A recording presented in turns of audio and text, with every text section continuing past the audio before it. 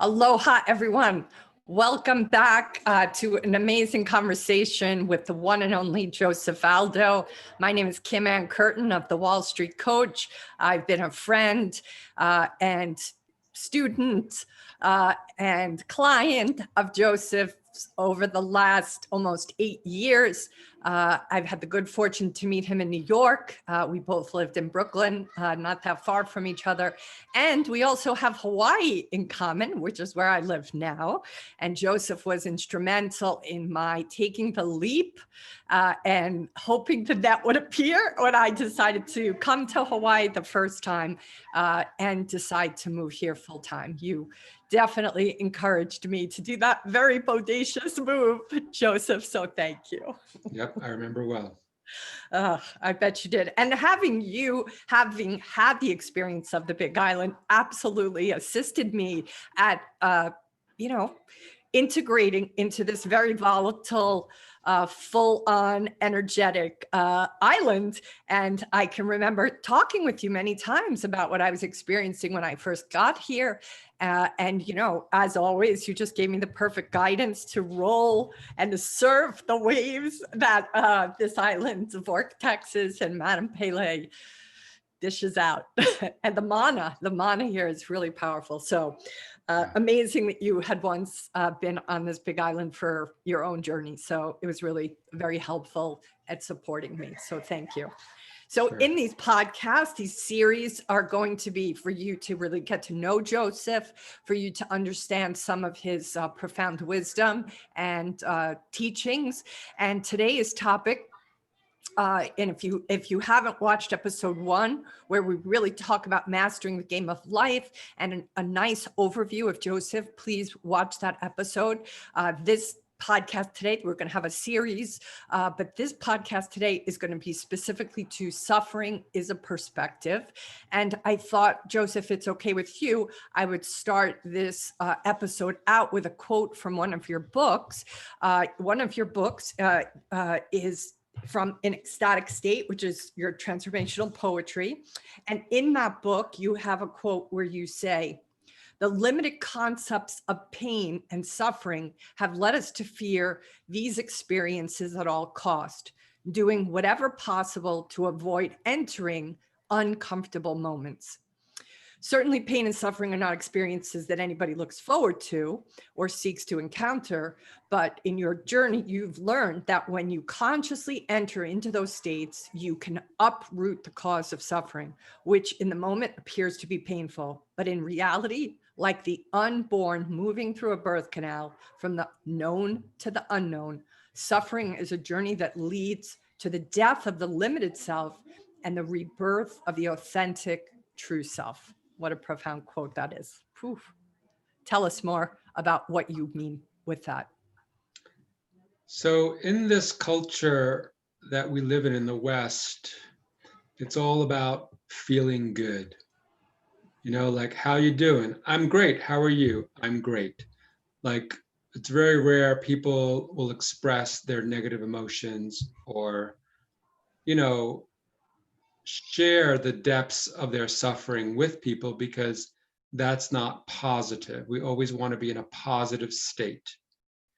And because of this, we miss something very significant about the human journey, which is to utilize our suffering for the purpose of healing and transformation. That we're not here to avoid suffering, we're here to actually go into the suffering, that we may transmute the suffering, that we may become who we're here to become. So the Buddha said, there is suffering. Such a profound, significant, simple statement.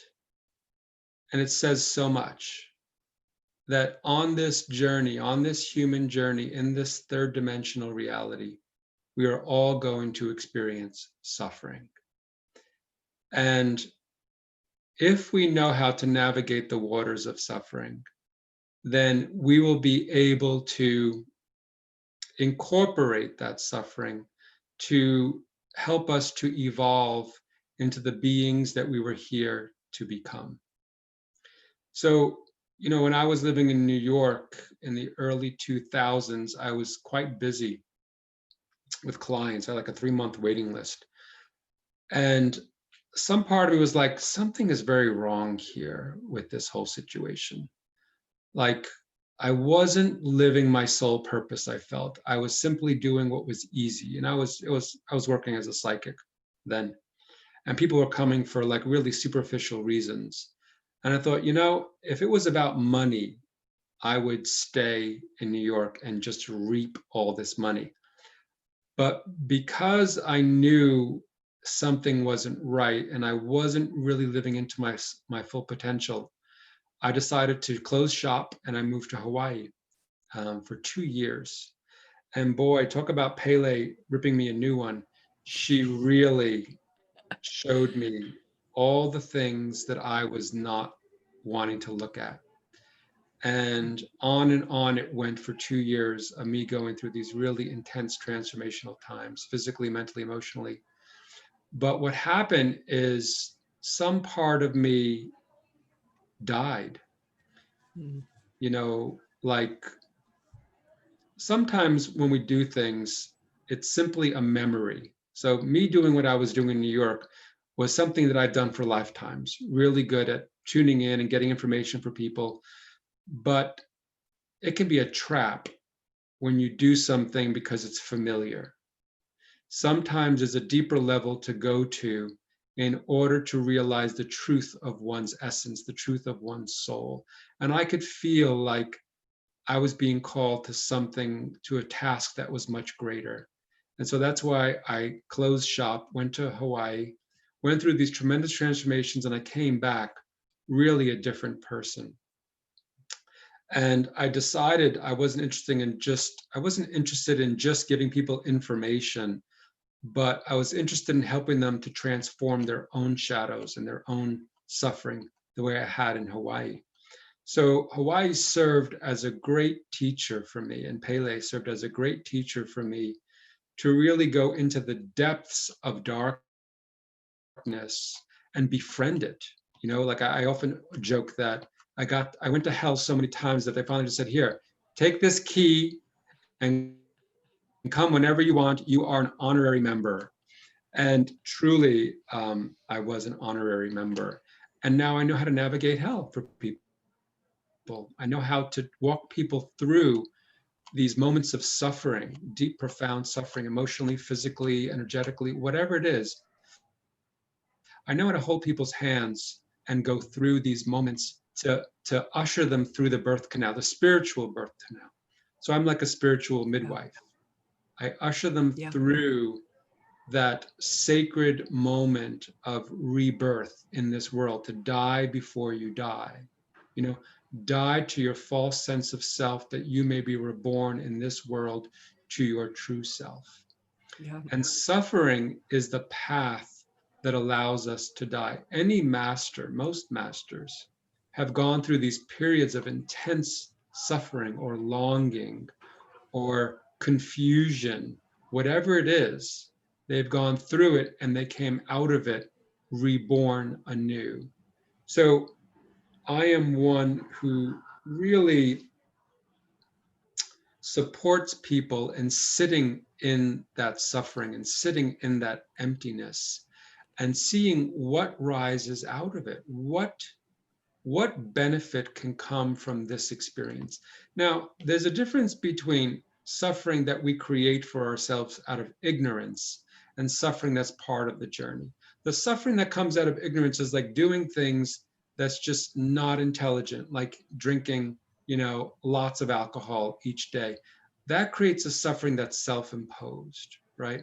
And people are generally drinking like that because they are suffering, but they're trying to cover up that suffering rather than allowing the suffering to rise within them. That's a different type of suffering from ignorance, where we do things that is just not intelligent for ourselves, for our lives, versus the suffering that arises that's asking us to look at something in our lives, to transform something in our lives. Very, very different. And so, if one is called to the dark night of the soul, I consider it a boon, because not everybody is called. But if one is called and one answers the call, you can rest assured that something quite spectacular is going to happen through that dark night of the soul, or the many dark nights of the soul. But one has to burn completely in order to reap those benefits. One has to really, like that phoenix doesn't rise until it completely and utterly turns into the ashes. It rises out of the ashes. There's a reason it has to get to the point of fully burning, because we are being purified. We are being cleansed of all those things that limited us from becoming these great beings we were born to become, these great spiritual beings, these great souls we were born to become.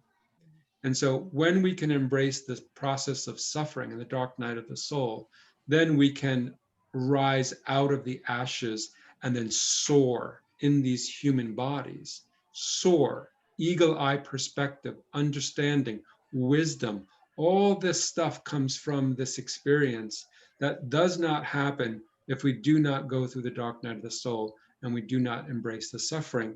And we are continuously trying to have fun with life and be happy and be like everything is great. Yeah, I'm always looking for happiness and joy and greatness, but sometimes there's darkness, there's shadow, there's pain. And we don't take one for the other. We take it all as part of the human experience, so that we walk the middle ground and we're not looking only for the next high or the next joyous experience, but we're able to embrace all experiences as part of the human journey, or the soul in the human body, in this human experience. So I think one of the things that you've gifted to me in the midst of my own suffering was you consistently facilitated and encouraged my patience, and to not be attached to this moment where that pain was. I think, I think because a lot of the work that I do, it isn't about my story. So the few, people, clients, or colleagues that will share about the tremendous suffering I've gone through surprises people. I think because I'm a glass half full kind of gal, and my disposition is one that comes across, sort of from a perspective of usually the positive and not the negative. But as you well know, I have suffered deeply, tremendously for a very long time with a lot of different challenges. And in the midst of those challenges, which definitely in a lot of ways I'm on the other side of now, thank God, but your ability to hold space for me in that pain, in that darkness, without your needing to change it or fix it or silver line it. You never did that to me. You were able to sit in the darkness alongside of me and hold space for me. And that gave me a little less fear of being in it, because I knew I wasn't there alone. And because I could tell based on how you held the space for me, that you too had known this darkness, that you too had tasted that pain, and that it, most of all, the hardest part of it all was the confusion, the inability to find the solution when I'm so desirous of always, I'm so good at coming up with solutions. So it was this baffling experience of not being able to solve. And yet your encouragement was, you need to sit in the inability to solve this, and don't be so gun-ho to come leapfrog up and out of it. And that absolutely kept my sail in the midst of that storm up, because you constantly were able to hold that space. What do you think keeps people in general from being able, you talked a little bit about this world, to the culture has a tendency to have us want to be happy all the time. What else do you think stops people from being able to be in that hard to be with experience, the dark night of the soul? Tell us more about that. well, I think the number one issue is the fear of the unknown. Mm. What's going to happen? Who will I be? Will this ever end? Like, there's a lot of tears in the dark night. Yeah. And sometimes one can feel this is never going to end. This is going to be a bottomless pit, and I'm going to be in this suffering for the rest of my life. And it's like, where do you come up with this stuff? It's just, it's, Well, it feels yeah, unending, Joseph. it It does, does feel because, unending. but what is afraid? What's afraid is the ego, because the ego wants to be in control of all life experiences. That is the greatest delusion in this world, that we are in control of our reality.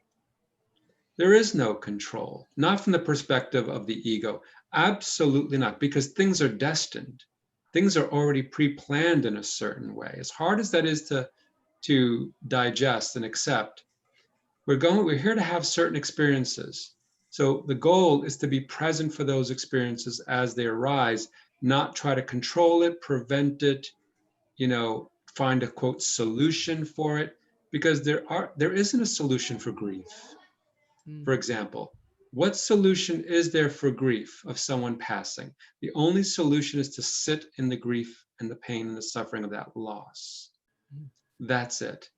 But in this culture, the goal is stop any negative feelings at all costs, take a drug, find an addiction, find a distraction, do anything that's going to change the feeling from negative to positive. And that's all false. It's all made up. It's not authentic. It's not real. And it's a mask. You're wearing a mask of joy and happiness. And we see it on social media. We post so much only of the positive and very little of the negative. And yet people are talking about how depressed they are, like how many antidepressants and anti-anxieties people are taking. But they don't share that on social media. They only share the positive aspect. So you have this huge shadow that is looming in the background for many of us. And where do we go to receive that support? Like, who is listening that can simply listen without trying to change your experience? Yeah. Like, like all people need to hear sometimes is, I hear you. I got you. I'm holding space for you. And it's a presence, it's a feeling, it's not even a doing. It's just like, I just drop into my being and I take a few deep breaths whenever someone starts going through something. And that presence actually helps to transform it. Not that I'm trying to do anything. It's not my goal to change anyone or anything, but to simply allow the person to go to the experience full circle. Like, just let that nervous system go through its trauma, or go through its whatever may have happened way back when, because oftentimes that's what it is. It's something caught in the nervous system, in the energetic system, that simply needs a release in this moment. But because we are so hooked on changing someone's experience from negative to positive, we don't allow people to drop into the experience that allows it to transform it. So I work with a lot of people in trauma, and I simply wait until I see the nervous system come back into that moment in time, because all time is in the present. However, we get caught up in a moment in time when a trauma happened. So somehow in the moment when someone holds space, you can re-access that other moment in time in this moment, and then it integrates. And now you bring that fractured part of yourself into this moment. But it requires that person to drop back into that experience that they pulled themselves out of because of the fear of suffering, because of shock, because of whatever. Yeah. And once someone is holding that space for them, then they feel safe to let go and to just complete that nervous system circuit. Yes, and as you spoke, it actually brought up for me the memory of what preceded that 2-week bliss state that I stepped into, which is funny because I have not really remembered what happened that day, what the session was about. And yet just now, as you were speaking, it was a trauma of mine with one of my family members. And it was something that I had held on to without questioning it, without even challenging the presumption of truth. It was like a truth I was holding, a truth I was living. And as I believe it was an unexpected prompt from you, for both of us. I don't think you expected what you asked me. And that prompt is what opened up this statement as though it was a truth. And you questioned its validity. And in that moment, it was a watershed event for me, because I could feel how I had carried it as a truth. And in that moment, there was that awareness that that was actually not the truth. And that is what allowed me to become unhooked from that. And this great relief poured over me, and undoubtedly lasted for 2 weeks, because that lie I was living as though it was the truth. Right. So that's a great example of what happens when we drop into a point of suffering and we integrate it. Then this whole other reality opens up, like our consciousness opens up, because whenever there's trauma in the system or a wound, it takes up a lot of our battery, takes up a lot of our consciousness. So when we go through these points of suffering and release it or integrate it, then something opens up inside of us that allows us to receive more of who we truly are. Yeah. Yeah. And to me, this, I feel like this is why I'm able to do what I'm able to do with people, is because I went through so much suffering, and in going through it, I ended up empty. I ended up in this place of like, what, there's nothing there anymore. So now what? Now who am I? If I'm not my story, if I'm not my suffering, if I'm not my past, if I'm not my identity, if I'm not my ego, like, what in the world now? And now I could see why the ego is so afraid, because it's all space, it's all infinite, it's all returns back to oneness, like unity consciousness. And so I'm able to simply sit in the emptiness often now and just be emptiness. And it is very trippy in a way, because I'm both in a physical third dimensional world, but I'm also in a multidimensional paradigm that is above and beyond what I'm seeing. So it's like I'm in multiple realities at once, and yet I'm very grounded in my physical body. So I don't have to spiritualize things. I don't have to explain things.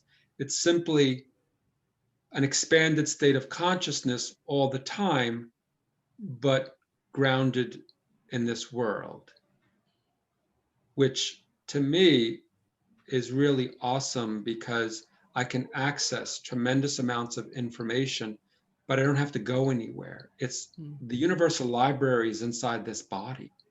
Like, this body is infinite space. It's not this, 5'9", 155-pound entity. It's actually infinite space, the universal library. So when we drop into these bodies that has trauma points in them, and we integrate the trauma points, then the body opens up and it is filled with light, filled with consciousness, filled with energy, filled with infinite wisdom. And it's a mystery. It's like, I have no idea how this works. It's a mystery, but I now have access to the mystery, so I can ask questions and answers just come to me. It's a fascinating reality, and I can't possibly transmit it to anyone. One has to go through the process to become an embodiment of higher consciousness. You must go through the initiations, and the initiations happen by the suffering, through the suffering. I remember, one of my favorite poets is Rumi, and his teacher, Shams of Tabriz, and the suffering he went through when Shams disappeared and was no longer there. This man just suffered and suffered, longing for his teacher, for this person that gave him this feeling of oneness and love and infinitude. And he just suffered when he disappeared, until one day he woke up and he's like, oh, he's in my heart. He's always in my heart. And that was the end of the suffering game. And just this poetry poured out of him, just continuously poured out of him, that he was just spoken through like the hollow reed that you spoke about in the first interview. He achieved that state of emptiness, which is also the state of oneness. But if he didn't go through that suffering, for however long a period he went through, he couldn't have been reborn into the oneness and unity consciousness. So I am a great fan of allowing ourselves to sit and journal and feel and truly go through the depths of our darkness, that we may transmute it back into light. But it's not like a new age jargon of like everything is love and light. It's not that at all. It's really committing to not distracting oneself from negative emotions, but truly sitting in the muck of our human existence, of our human suffering, of our wounds, of our past, of our failures, of our fears, of truly sitting in the muck of our human existence in order to realize the lotus of our spiritual existence. No muck, no lotus, right? Yeah, for sure, for sure. Without one, there is not the other. Why don't you explain just a little bit for those perhaps who this concept is new to them, how they can see a distinction between being willing to be with the uncomfortable moments, being willing to sit in that muck, and how that is not the same of seeing yourself as a victim or seeing yourself as somebody like, it never works out for me. I think those two can sometimes be collapsed, and I'd love for you to just separate them a little bit so people understand the difference. Yeah. When one understands the contemplations, the 7 contemplations we spoke about in the first podcast, then one understands how to pull one's cords back into one's system rather than blaming the external world, whether it's a person, an event, the past lives, what have you. Once you stop with feeling like you are a victim of some external circumstances, then you can actually do the inner work. But until you get that you are the creator, like everything that's happening is happening within this unit, within this being. Everything is happening within this being, and everything that is pulled towards us or is happening to us from the external world is still happening from inside of us, because it's all a movie screen out there, and we are projecting onto the movie screen. Every person in our reality is an actor that we gave a script to bring up and elicit certain things inside of us. So we must move beyond victimhood and into being an empowered soul to be able to do this work, so that we realize this catalyst, this experience was a catalyst to bring this suffering up, that I may transform it. I don't need to know, I don't need to control or understand why it happened. How many times people say, but why? Why me? And I understand that, because when I was going through, like in the 10th year of my transformation, I'm in my apartment in Brooklyn, and I'm like, what the hell? Like, what did I do to deserve this? What is wrong with me? And my inner voice said, watch the movie Joseph. And I was like, that's curious. There's a movie named Joseph out there? And so I looked for the movie. It's a biblical movie. Yeah. Oh, wow. It exists. I forgot. I remembered how you told me this. Wow. Yeah. Amazing. Go ahead.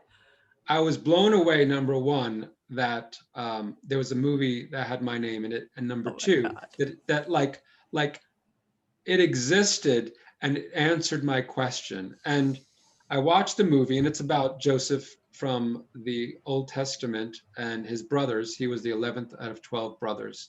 and his brothers sold him into Mhm. slavery because they were so jealous of him. And his father loved him the most. And Wow. so they sold him into slavery. And he's like, what in the world? What did I, all I've been is a good person. Why am I being treated like this? So he's sold into slavery and he's bought by this master. And after a few years, he turns his master's business into the most successful, business around. His master is so pleased with him. He's running everything. And all of a sudden, one day, the master's wife tries to seduce him. Mm. And he says, I cannot go against my master. I'm sorry, but I cannot. And she says, well, if you don't, I'm going to scream rape. Mm. And he says, do what you wish, do what you must. So she screams rape, Mm. and Joseph is hauled away to prison. And the master knows that his wife did that intentionally and that Joseph was innocent, but he couldn't go against his wife. Mm. But he let her know, I know what you've done, and you're going to pay a price for this. So here's Joseph now in an even worse prison for years, wondering, what have I done to deserve this? And I'm watching this like my mind is blown at the accuracy of my higher self, of my inner voice telling me to watch this movie, because I'm like having the experience with Joseph in the movie, like, yes, why? Why is this happening? And so at some point, he's a loner. He's just sitting like in the corner and just like getting a little bit of sunlight that comes in, never losing his faith in God and his connection, but just wondering what is this all about? And so he is in this prison and he's made fun of often as a Jew. This is in Egypt, and he's being made fun of. And at some point, two of the Pharaoh's men are there. One is the chef and one is the astrologer. And they're in prison and they're awaiting their sentence. And they're like, all right, Mr. Know-it-all, let us know what you think about these dreams that we had. And because he translates dreams. And so he says to the astrologer, you will be sentenced in 3 days and you will be found innocent and will be released. And you, chef, you will be found guilty and be killed in 3 days. And exactly as he said it, it happened. So move forward, and the Pharaoh is having these dreams, these recurrent dreams, and he's like losing it. He's like, there's something about these dreams, I can't figure them out. And it's like, no one in my kingdom can translate these dreams. You're all useless.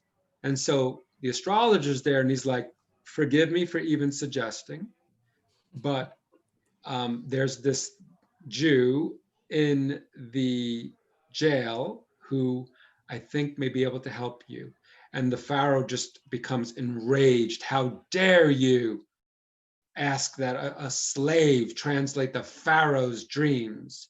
But he's so beside himself because he knows time is of the essence and he needs to get the truth of these dreams. So he says, call him to me.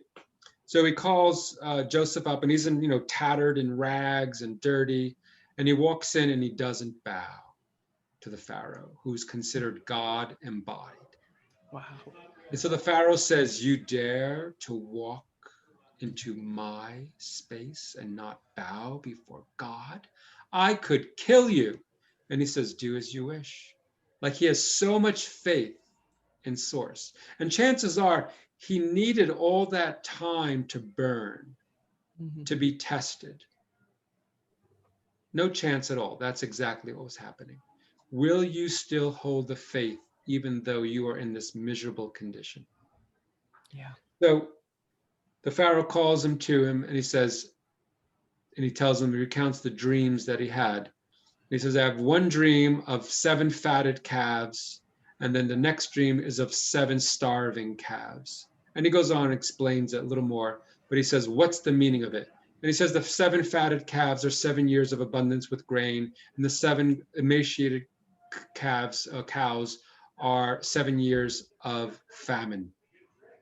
And immediately the Pharaoh recognizes the truth of these words and says, you are correct. What do you suggest we do? And he says, for 7 years, you should collect the grain the excess of grain and then distribute it in the 7 years of famine. And the Pharaoh's like beside himself that this man is a true man of God. And he says, you have displayed your trustworthiness because you would have died for your truth.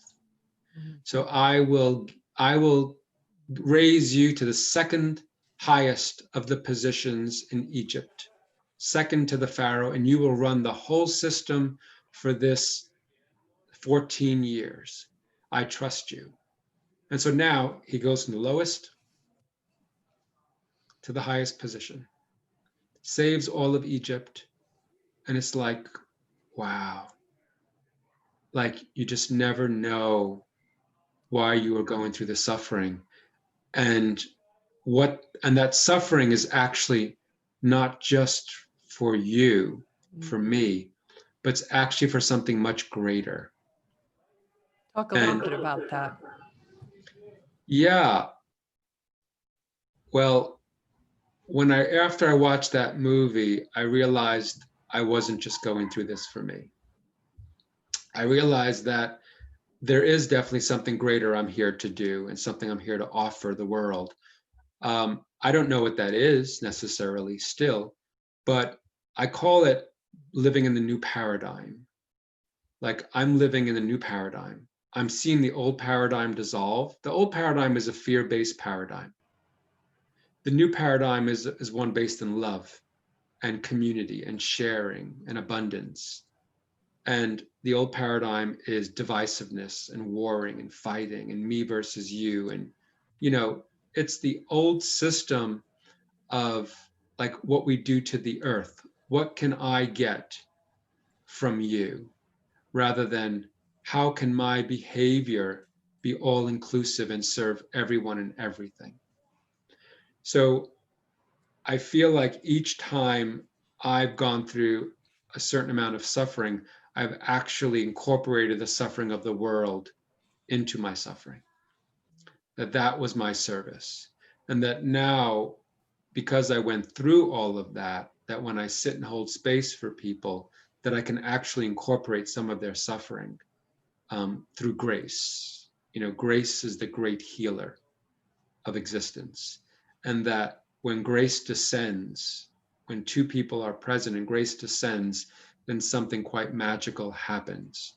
And healing happens, a depth of healing happens that couldn't have happened alone. So when someone has gone through a level of suffering that I've gone through, then an energy field is created with the other person that allows for a release or a surrendering. So I feel like those years of suffering, I can now reap the benefits of by being of service to people when they're going through their own suffering. And I can hold space for them as a midwife of that suffering and bring them through the spiritual birth canal to truly go through it in a much more easeful and graceful way than I went through it. So each one of us has the capacity to do this. And when we let go of our limited self, our little ego and why me, then we realize that it's not about me. It's about the we. It's about all of us together. And when we let go of the me, then the we is benefited by all of our own personal suffering and the awakening that happens or the healing that happens or the transcendence that happens to me individually happens for everybody around me.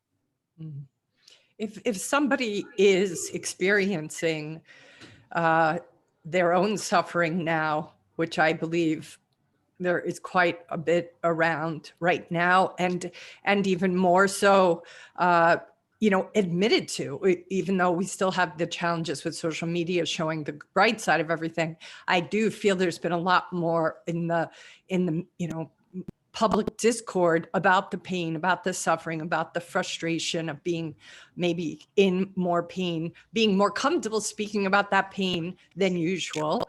What would you say to that person who is experiencing that suffering and their own attempt to navigate it. One of the things I find that's hard is when you're suffering, the people that surround you, the people that you may turn to, you have to be very selective about, because not everybody can hold the space. So what would you say are the top 3 things that somebody needs to do for themselves to help themselves navigate that suffering that is their own kind of rebirthing of themselves? Well, the first thing to do is to be honest with oneself and the fact that one is suffering. And, how does one presence oneself? How does one simply be there for oneself? It's the key. How I did it, number one, is I would pray and ask for help. To who? To whom? The infinite.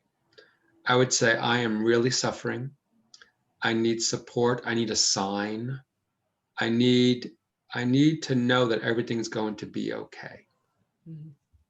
So I am a huge advocate of prayer and ask and it is given. Mm. The precept, ask and it is given. You don't ask, it is not given. You don't knock on the door is not going to open. You have to do something to reach out for there to be a response. Mm. And, there are so many helpers on the other side. I call them the invisible helpers, or angels, archangels. They are so present and waiting for us to ask for help. Mm. And so I highly recommend doing that. I highly recommend prayer and asking, especially before I go to bed. I would say, I need you all to help me in dream time to move through this, because I am in pain. And I would always feel less alone when I did that. And I would wake up feeling so much better. Hmm.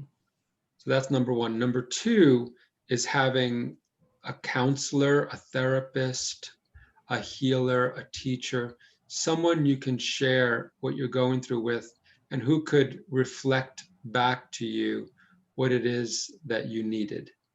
Someone who was a witness, someone not trying to change you, but someone who had an open heart, who understood the process, and who could be there with you while you're going through your challenging times.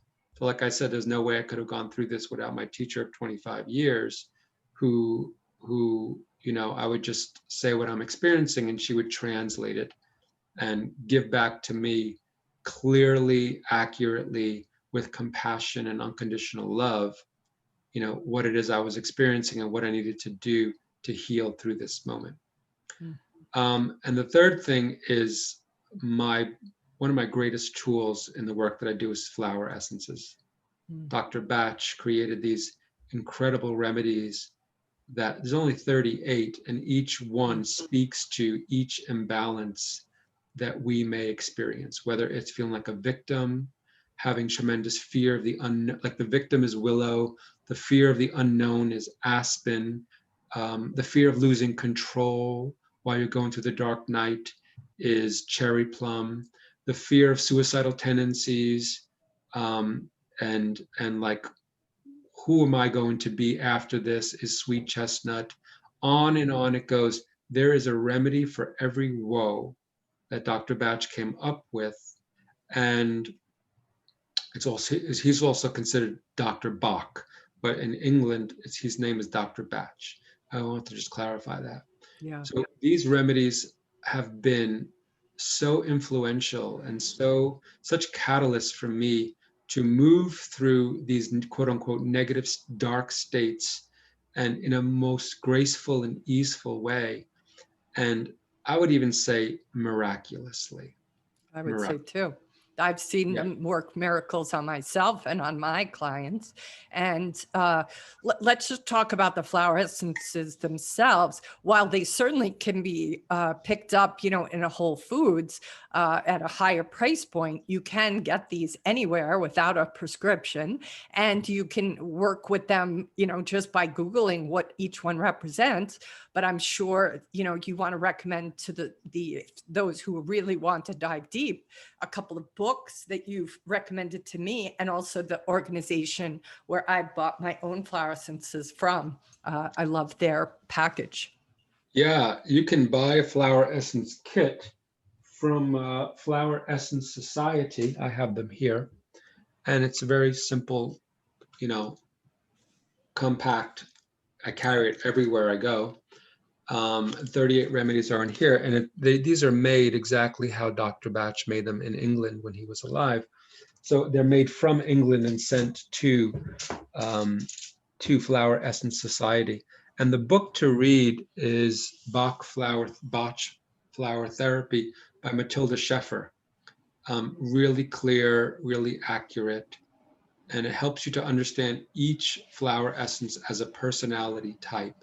And when you take the correct flower essence or flower essence combination, it helps to restore us back to a state of neutrality, where you're neither high nor low, but just like in the state of like, I can manage my life. It doesn't stop you. It doesn't like alter your consciousness. It Or numb helps. it. Doesn't No, numb it. it's not about numbing. It's not about stopping. It's not about covering up.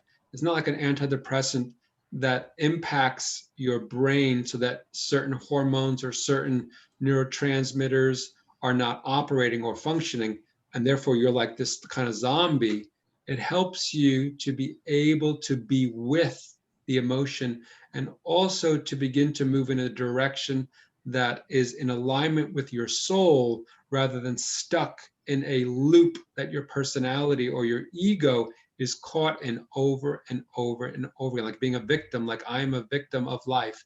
Where you take Willow, and then you'll start to see the higher aspect of why you were in that space. It brings insights into your consciousness that you may rise above and beyond, but not doing so without first integrating and incorporating the experience, because you can't truly heal unless you take the past into the present. You can't leave something behind in the shadow.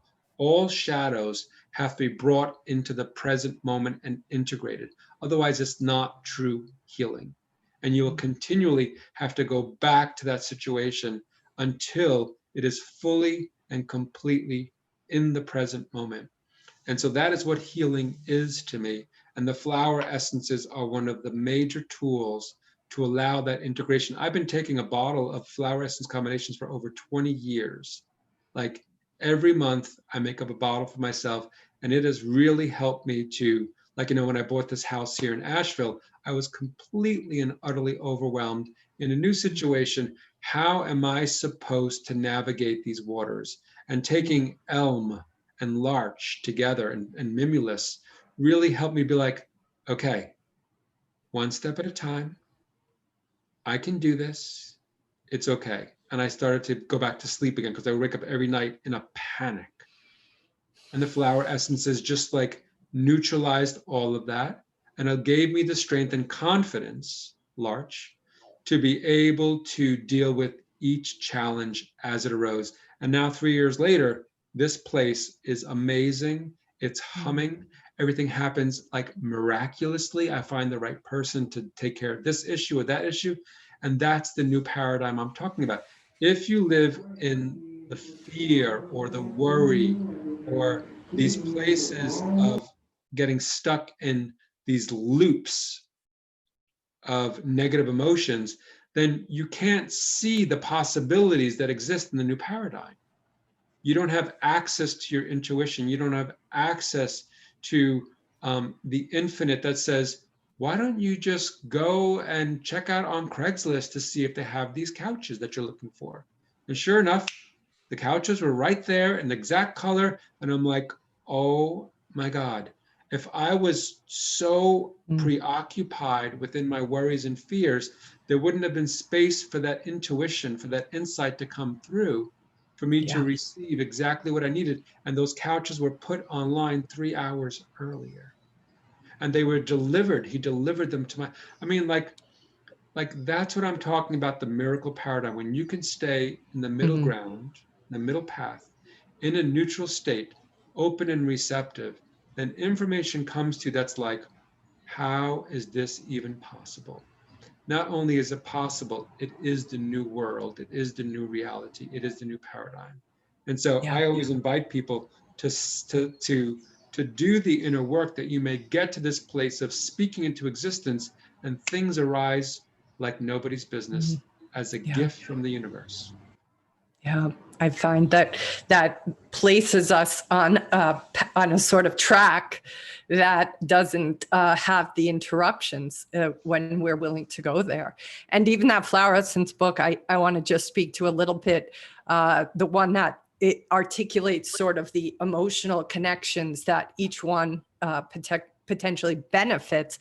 And I have to say, just reading that book facilitated a lot of healing for me. I don't even have to sometimes take the remedy, but reading about the remedy, understanding the remedy, understanding what it's, how to perceive that particular perspective I might be stuck in, I'll find it just transcending it. That is the book that I can't recommend enough. I remember calling you when that was happening, and I was like, Right. Joseph, I don't even have to make the remedy. I just have to read about the remedy. It's true, because it's energy medicine. So sometimes all I do is think about the remedy, and I get a hit of the remedy. So It's you like don't even getting a need drop. exactly. It's truly an astounding form of medicine that I am so grateful to Dr. Batch, because it has helped me in ways that I can't even express. And that's why I teach these classes, because when you see these remedies working in real time and people right in front of you, your mind is like, what? Like, that's possible? Like, I had a client who called who was suicidal, and she didn't have the essences. She didn't know anything about even what I did. And I just held a few remedies in my hands. And she's like, what's going on? And I said, what? She goes, I'm not feeling suicidal anymore. And I said, yeah, I'm holding the remedies for you to help integrate that. And she's like, what? Like, Exactly. she couldn't conceive of the possibility that Yeah. I could hold a remedy, and it could be Yeah. that energy could be transmitted via Zoom. Like, Yeah. how's that? Not only is that possible, it is reality. And if you can embrace that, you can embrace so much more of energy on this planet, in our beings. Like, what is possible beyond all that, beyond the suffering? But you have to get through all of the suffering to get to this place to be able to receive even the possibility, much less the reality of, a healing like that happening, because I'm holding a few remedies in my hands. Yeah.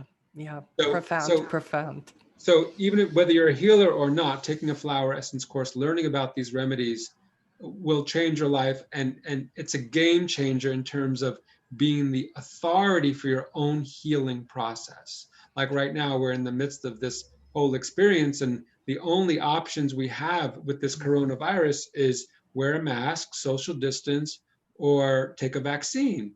But it's like, well, what about other possibilities that nobody knows about?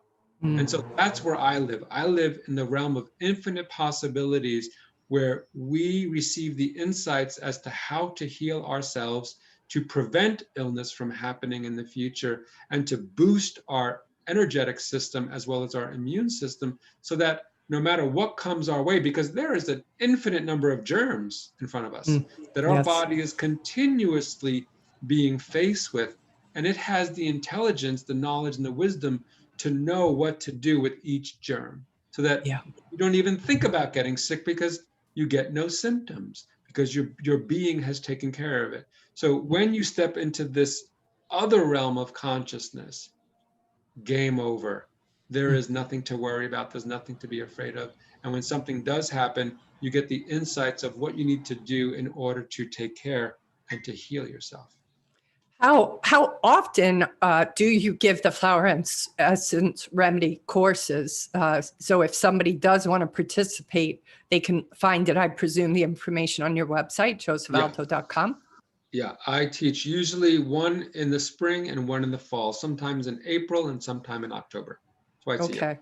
Terrific. I've done 2 of them. I assisted for one of them. Profound experience. Can't recommend it enough to everyone for your own journey, or if you're on a journey of healing for other people. Strongly recommend you do the flower essence remedy course with Joseph. It's life-changing, a life-changing journey. Joseph, I think we're going to close this podcast now. We have a few more to bring forward to people. I believe our next one, we're going to talk about what is a healer, what is healing, what does that mean? And we have a few other topics too to take apart and pull apart with you. So thank you for today.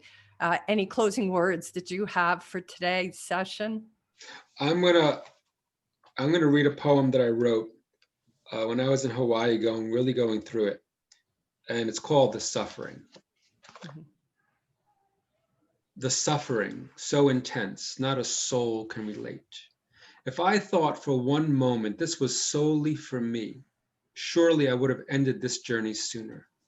But there's the awareness that I am a leaf blowing in the spiritual winds, being tossed and turned for reasons so mysterious that the understanding will return me to my source.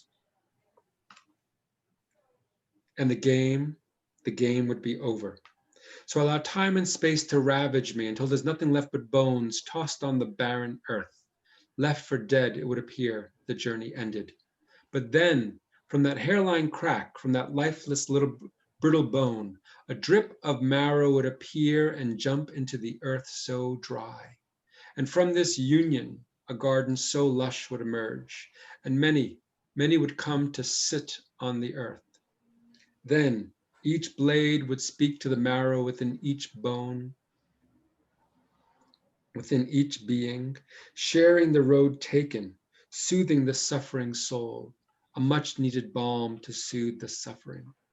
Thus, my life is lived as an offering to nourish those journeying, seeking the answers to the mysterious, unsolvable. So beautiful. Thank you for that poem. And if you want that copy of that poem, it's in Joseph's book on transformational poetry called In An Ecstatic State. And you can get that on Joseph's website as well. Thank you, Joseph, so much for your wisdom, Thank you, Kim. for your heart, and for your friendship. I will see you in the next episode. Thank you. Aloha for now. Aloha.